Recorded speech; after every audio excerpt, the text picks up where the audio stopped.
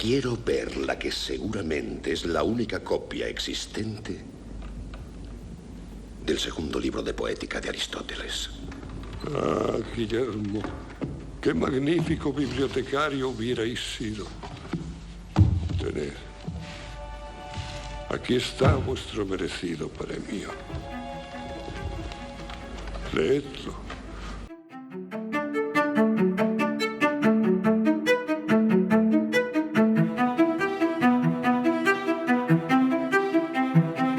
De esto han pasado 14 años. Centro de Cultura Contemporánea de Barcelona. Una charla sobre la honestidad y la literatura. 2 escritores. Uno de ellos, Juan Marsé. El otro, un escritor del que en ese momento solo había leído un libro. Y yo, 27 años, con ese libro bajo el brazo. Archipiélago del insomnio. Aún lo recuerdo. Escuché fascinado a Juan Marsé y al otro escritor hablar sobre las virtudes que debe o no debe tener un escritor. La verdad es que presté más atención al mal español, o portuñol, como él mismo confesaba, del otro escritor que al propio Juan Marsé. Al finalizar la charla, me dispuse a esperar ordenadamente al final de una fila, con el libro bajo el brazo. Aún lo recuerdo, Archipiélago del insomnio. Frente a mí, a unas cuantas personas de distancia del escritor, una señora, mayor que yo. Intuí que de una edad cercana a la del escritor. Ella también esperaba. Al llegar su turno, ella, sin ningún archipiélago bajo su brazo, saludó al escritor y le mostró un papelito doblado en sí, minúsculo, que el escritor tomó entre sus 2 manos. Apenas hablaron, se saludaron, ella le entregó el papelito y se despidieron. De esto hace 14 años. Aún lo recuerdo. Era mi turno y yo incrédulo de tener al escritor delante de mí. ¿Y qué demonios pondrá en ese papel? La pregunta casi borró todos los archipiélagos que tenía yo bajo el brazo. Tardé en reaccionar, pero superando la timidez le ofrecí el libro, su libro, abierto en la contraportada, para que me lo firmase. Nunca he sentido una necesidad muy grande por conocer a los autores de los libros que me gustan. Y tampoco he sentido la necesidad de que los autores de los libros que me gustan me firmen sus libros. Pero este caso fue diferente. Honestamente, Archipiélago del insomnio no es uno de mis libros favoritos. De hecho, recuerdo que al leerlo, hará unos 15 años, apenas entendí nada. Sí, había una historia de una familia poderosa de Portugal. Se desarrollaban algunos hechos a lo largo de 3 generaciones de esa familia, pero se me antojaba que nada de eso era lo importante. Y a pesar de ello, o precisamente por ello, apenas entendí nada. Había un algo que se me escapaba, una intención ulterior, unas profundidades que el autor recorría con sus palabras y a las cuales yo era incapaz de llegar. ¿Qué demonios pondré en ese papel? Antonio Loba Antunes, pues ese era el nombre del otro escritor que no era Juan Marsé, me firmó el libro y me dio la mano. Yo tomé el libro y al estrecharle la mano le di las gracias. Gracias por firmarme un libro que no quise admitir entonces, pero admito ahora, era el primer libro que leía del autor. Y no me había gustado tanto, pero que ahora sé que cambió mi forma de leer un libro y espero también mi idea de cómo debe escribirse uno. Hace apenas una semana, Antonio Loba Antunes falleció en Lisboa a los 83 años. Y hoy, 14 años después de aquel encuentro, tras haber leído más de 30 libros suyos, su obra se ha convertido en algo muy importante para mí. ¿Por qué? Me pregunto, y el por qué me lleva a la señora de una edad similar a la del escritor y al mensaje. ¿Qué demonios pondrá en ese papel que ella portaba? Porque la obra de Loba Antunes es ese pequeño papel plegado sobre sí mismo, que resguardado entre las manos temblorosas de una señora, esconde un mapa ilegible para ojos ajenos, pero que al desplegarse desvela a los aventureros insomnes de sus archipiélagos algo que, a veces, se parece mucho al significado del mundo. Sed bienvenidos a este homenaje a Antonio Loba Antunes. Comenzamos.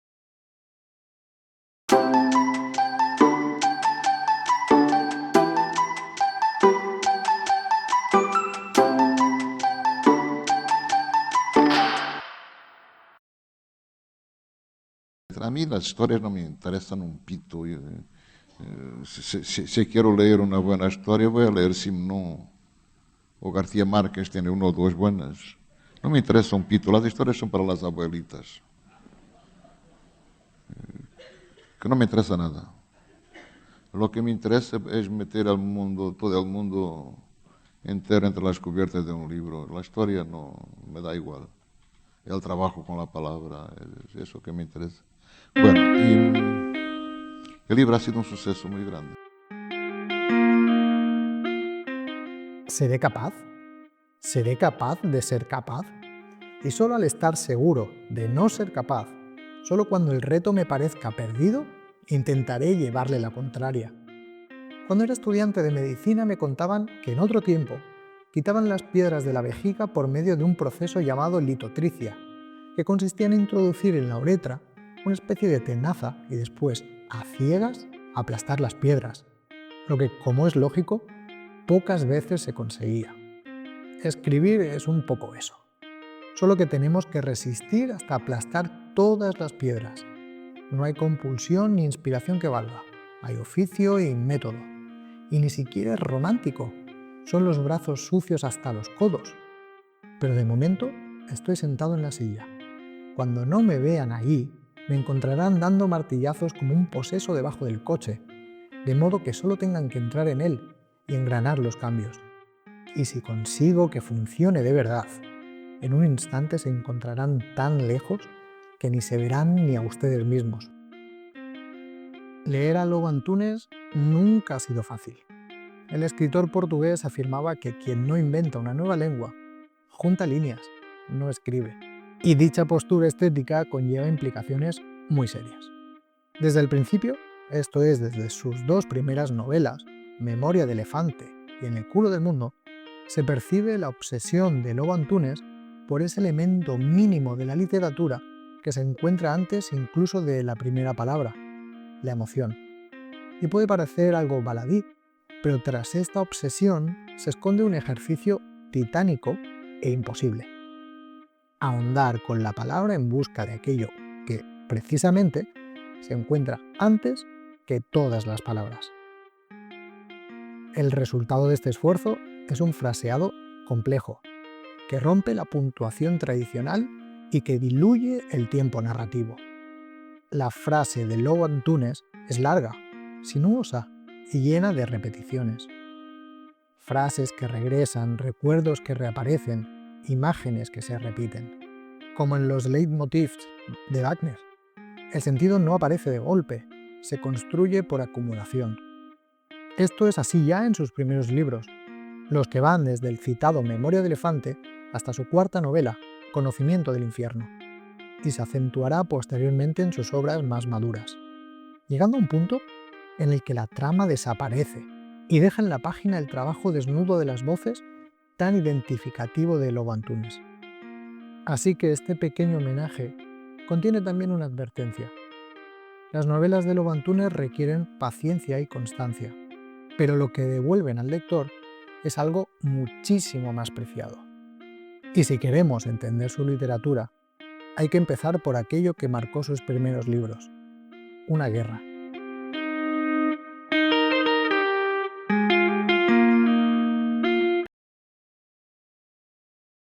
Su obra, como muchos de ustedes saben, es como una inmensa saga biográfica. Toda su obra está impregnada de una serie de sensaciones y de emociones. El sustrato de su obra es el terreno de las emociones, por eso es importante oírle hablar de la vida, porque ese es el sustrato de la obra de Antonio. Luego no es, estamos hablando de libros, en el fondo de tus libros. Bueno, yo no había encontrado nada, ¿no? Y después de la guerra hubo un clic en mí, no sé, y empecé un libro. Pero nadie sabía que escribía, no conocía a nadie en los medios literarios y ninguna editorial lo quería en Portugal, ninguna. Pero esto es a tu vuelta de la guerra, ya. O sea, vuelves de la guerra, escribes tu primer libro. No, años después, yo volví de la guerra en 73, el libro salió en 79, lo había terminado en 76 y estuve 2 años y medio siendo rechazado por todo. Era un amigo mío muy prestable y se llamaba así Memoria de Elefante, se llamaba así. Y finalmente una editorial pequeñita lo aceptó y fue un éxito fulminante, ¿no? Y vendí 200.000 en menos de un mes. Toda la obra de Antonio Lobo Antunes gira alrededor de 4 grandes territorios, 4 obsesiones si se quiere. El primero, la guerra. El segundo, la memoria. El tercero, el lenguaje. Y el cuarto, el eco. La guerra de Angola fue también la primera experiencia con la muerte para este joven de buena familia que con apenas 30 años fue enviado a la guerra. Era un joven médico recién casado y aún no sabía que estaba esperando su primera hija.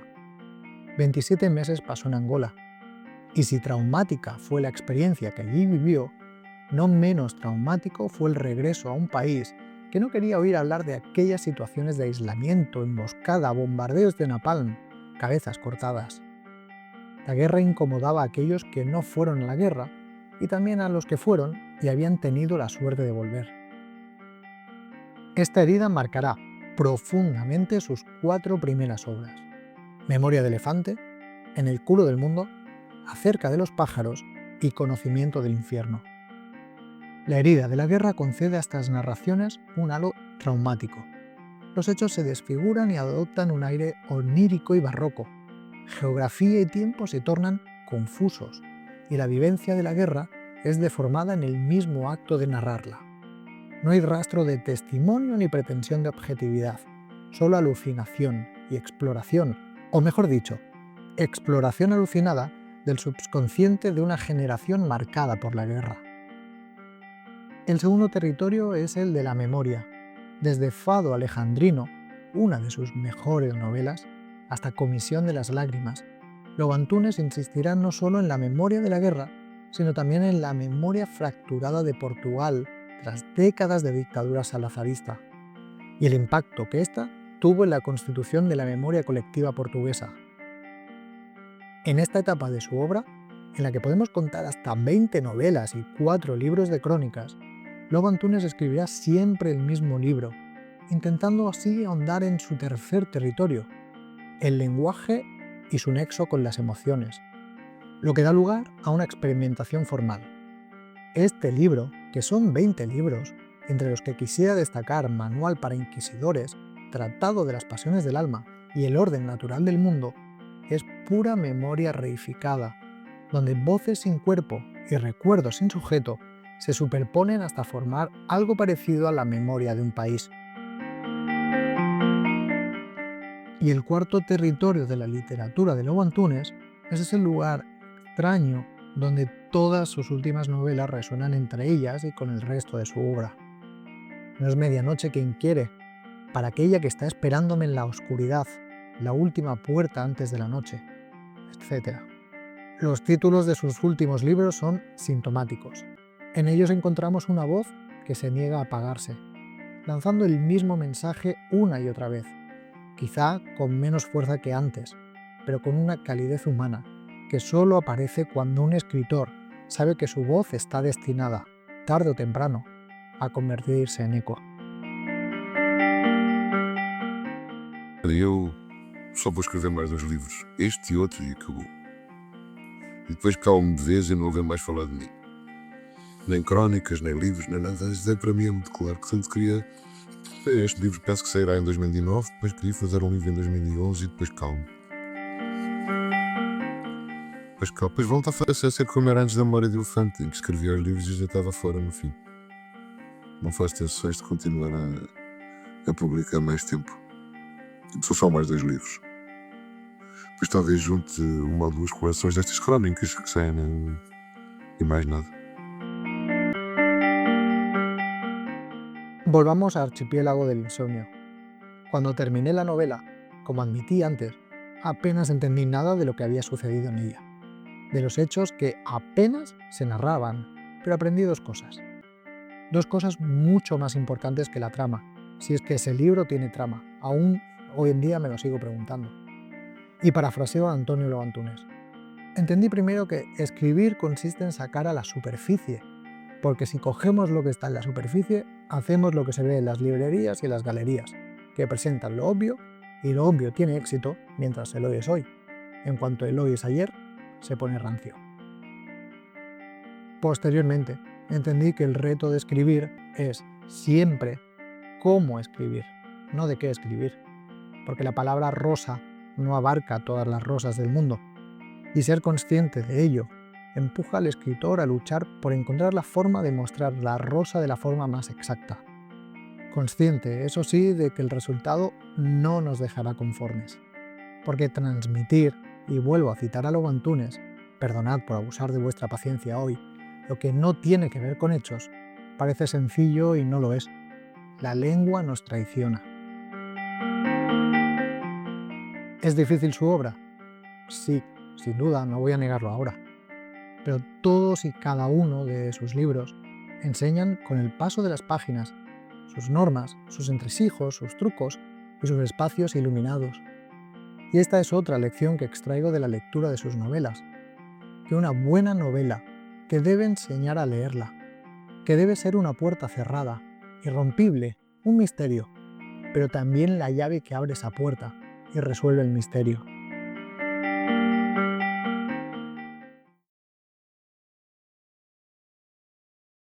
Friendship is the most important thing in life.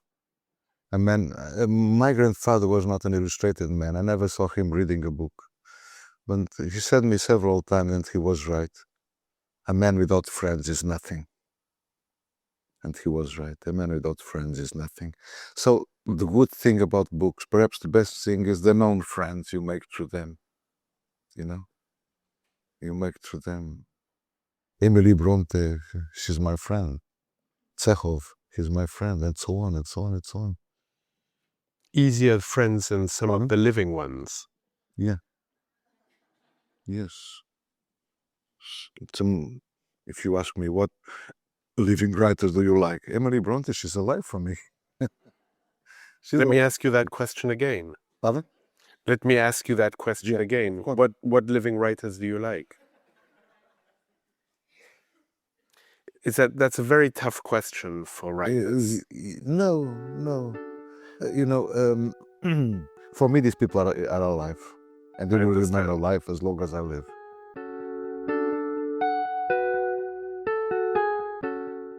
Al ser preguntado sobre sus escritores vivos favoritos, como acabamos de oír, Antonio Lobantunes contestó con esa candidez con la que a veces uno se topa, sorprendido, en sus páginas, que Emily Bronte es una de ellas, porque cuando uno se hace amigo de un escritor, este siempre estará vivo. Nunca conocí a Antonio Lobantunes. Asistí a 2 conferencias en Barcelona, donde pude darle la mano y agradecerle sus libros. No recuerdo ni haber cruzado una mirada en ese momento con él, y a pesar de ello, sí, para mí es y seguirá siendo un amigo. Porque un amigo no es solo aquel a quien conocemos, es todo aquel que tiene una ascendencia y deja un legado en ti. Y por eso, permitidme doblar este episodio sobre sí mismo, o el papelito escrito a mano, sin preguntarme ya qué demonios pondré en ese papel, y haga de él un cuadradito bien pequeño, lo resguarde entre mis manos y me sitúe en la cola, esperando que llegue mi turno y pueda, con voz y mano temblorosa, hacer entrega de él. Y hasta aquí este episodio en forma de homenaje a la figura de Antonio Lobantunes, fallecido en Lisboa a la edad de 83 años. Y como es un episodio muy especial, me gustaría cerrarlo leyendo una crónica publicada en su tercer libro de crónicas. Y llega un momento en que se empieza a convivir con la muerte, como si fuese una antigua amistad. Alguien que anda por ahí, en alguna silla sin molestarnos, amable, casi simpático, mirándonos por encima de las gafas con una revista sobre las rodillas. Llega un momento en que la muerte es alguien de la familia, una pariente no muy cercana, a la que se invita cuando sobra un sitio a la mesa. La vemos, en un extremo del mantel, modesta, borrosa, comiendo con nosotros, sonriendo cuando nos reímos, asintiendo ligeramente, marchándose antes que los demás. No se preocupen, no se preocupen. Y cuando llegamos al ascensor, ya no lo encontramos. Intentamos acordarnos de su nombre y lo hemos olvidado. Lo tengo en la punta de la lengua.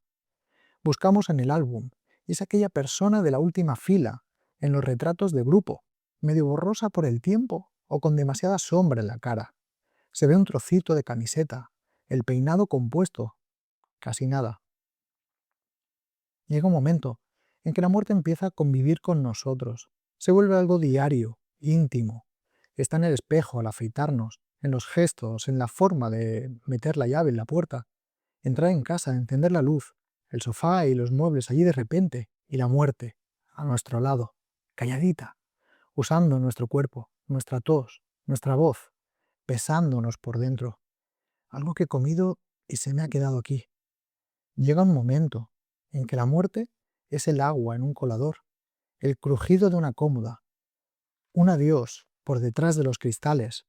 Allí arriba, en la ventana, una especie de noviembre que hace las tardes tristes.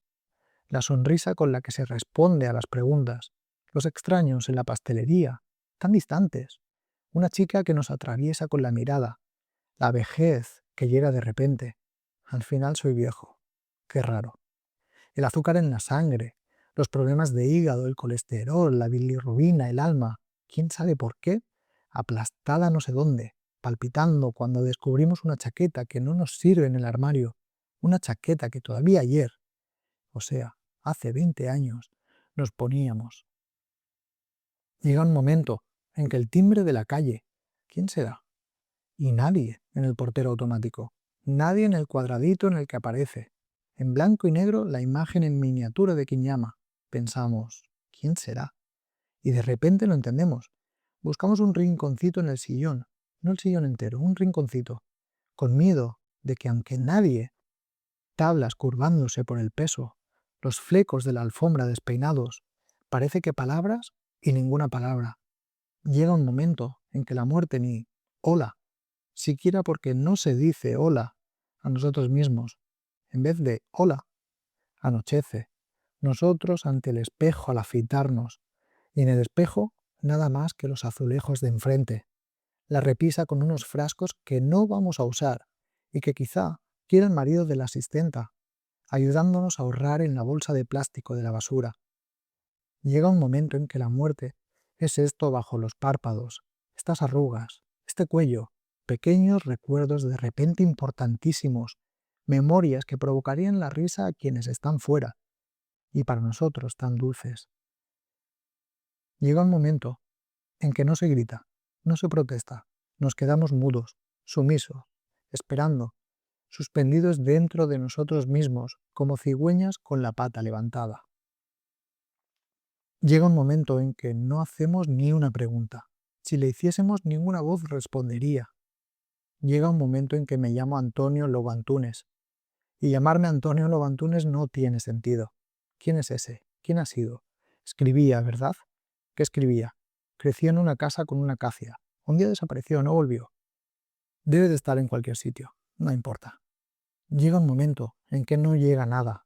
Solo su cuerpo, lo que fue su cuerpo, en un pasillo de hospital, de camino a la sala de operaciones o algo así, a lo mejor tan lleno de sufrimiento que ni se fija en el sufrimiento.